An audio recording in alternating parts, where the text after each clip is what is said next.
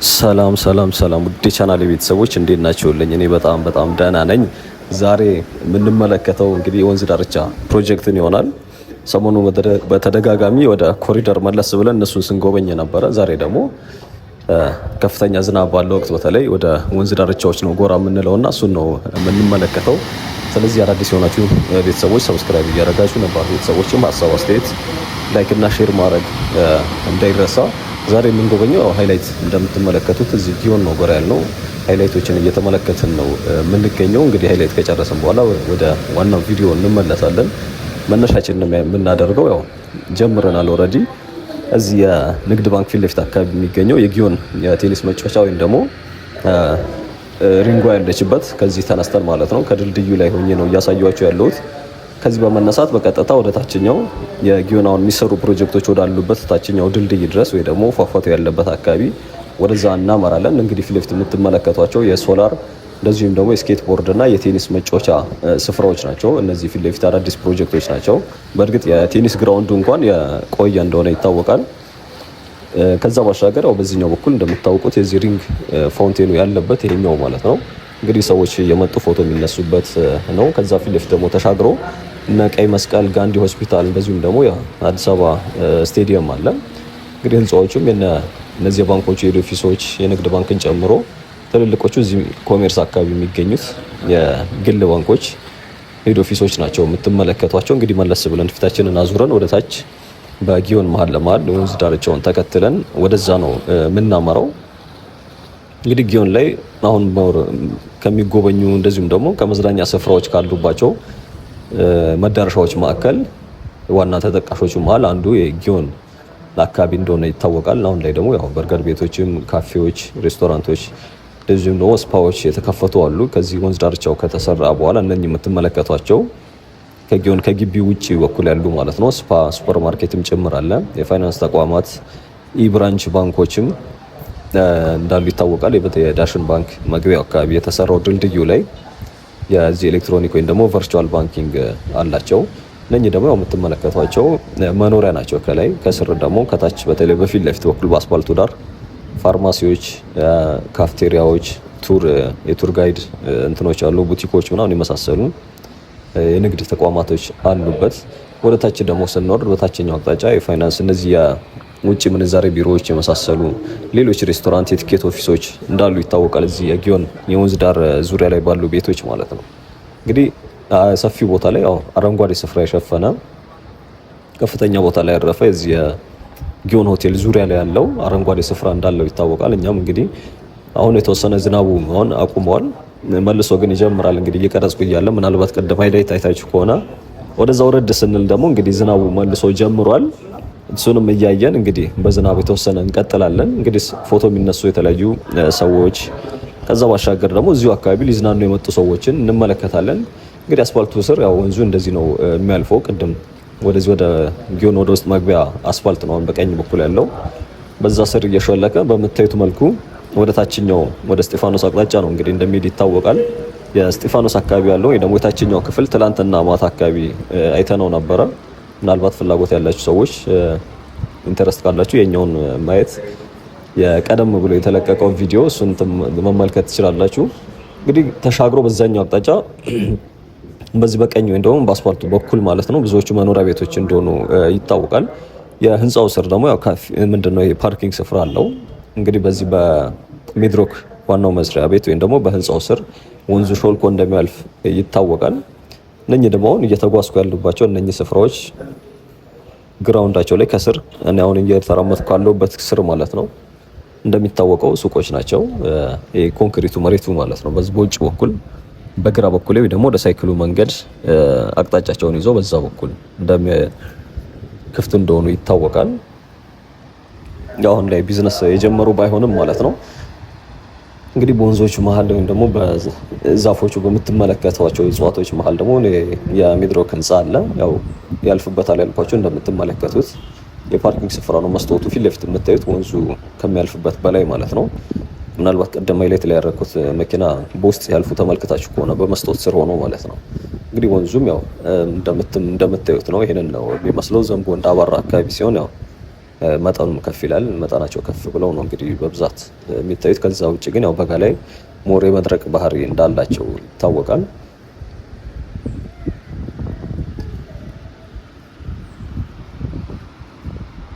እንግዲህ ከዚህ ወደ ታች ከወረድን በኋላ ደግሞ እንደሚታወቀው መስቀል አደባባይ ፊት ለፊት እየተሰሩ ያሉ ሌላው የዚህ በቅርቡ እንኳን አይተነው ነበረ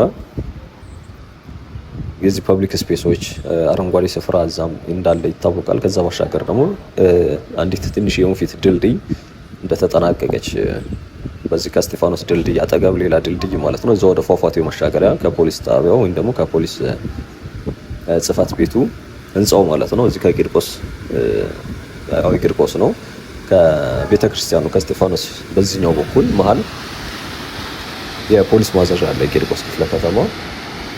ጀርባው ደግሞ ያው ወንዙ ነው እንግዲህ ከወንዙ ወደ ፏፏቴው መሻገሪያ ሌላ የእግረኛ መሻገሪያ ድልድይ ያለች ወንፊት የተሰራች እንግዲህ እሱን ማታ ትላንትና ተመልክተ ነው የነበረው ማለት ነው። እንግዲህ እዚህ አካባቢ ያው ፍሳሹ የተወሰነ ከላይ ወደ ታች ነው ያው ወደ ጎን የሰፋበት ስፍራ ነው እያየን የምንመለከተው። የተወሰኑ ማስተንፈሻዎች በተለያዩ ቦታዎች እንዳሏቸው ይታወቃል እነዚህ የወንዝ ፕሮጀክቶች ማለት ነው። እንግዲህ ከዚህ በፊት ከተመለከትናቸው መካከል ቀባና እንደዚህ አይነቶች እንትኖች ማስተንፈሻ እንደተሰራለት ከዚህ በፊት በነበረው ቪዲዮ ሼር አድርጌያችሁ ነበር። ስለዚህ ለማንኛውም እንግዲህ ዛሬ ሙሉ ለሙሉ ጉብኝታችን እዚሁ ጊዮን ላይ እናጠናቅቃለን እዚሁ እንደጀመረን ማለት ነው። ወረድ ብለንም ከዚህ ከመግቢያው በስተጀርባ በኩል እነዚህ የቲኬት ኦፊሶች ወይም ደግሞ ህንጻዎቹ ካሉበት በስተጀርባ ምን እንደሚመስልም አስመለክታችኋለሁ። እንግዲህ እስከ መጨረሻው ድረስ ከኔ ጋር በመሆን የዛሬን ቆይታ አብረን እንድንጎበኝ ጋብዛለሁ። መልካም ቆይታ።